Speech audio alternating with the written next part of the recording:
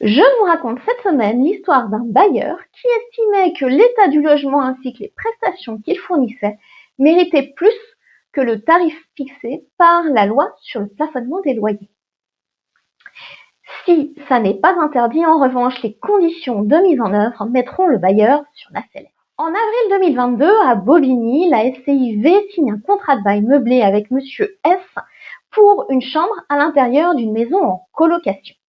Le locataire ne fait aucune remarque sur le loyer. Toutefois, quelque temps plus tard, il saisit le juge des contentieux de la protection de Bobigny pour faire considérer que le loyer appliqué est au-delà de ce qui est autorisé par l'arrêté préfectoral fixant le loyer de référence majoré et réclamer ainsi la restitution du trop perçu.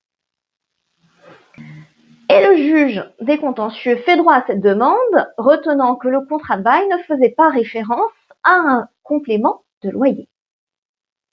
Mécontent, le bailleur forme un pourvoi en cassation. En effet, s'agissant d'un contentieux dont l'enjeu est inférieur à 5 000 €, la voie de l'appel n'est pas ouverte. Devant la Cour de cassation, le bailleur plaide un argument. Elle était fondée à appliquer un complément de loyer dès lors que son logement présentait des caractéristiques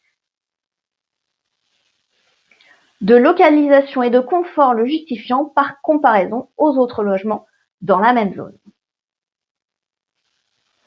En l'espèce, son bien avait été entièrement rénové en 2020 et était situé à proximité d'un site archéologique et d'un monument historique.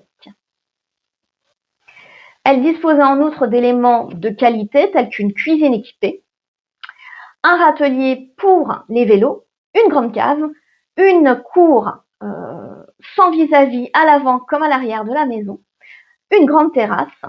Et s'agissant des équipements, le locataire avait à disposition un lave-linge, un sèche-linge, ainsi qu'une télé dans sa chambre et une télé dans les parties communes.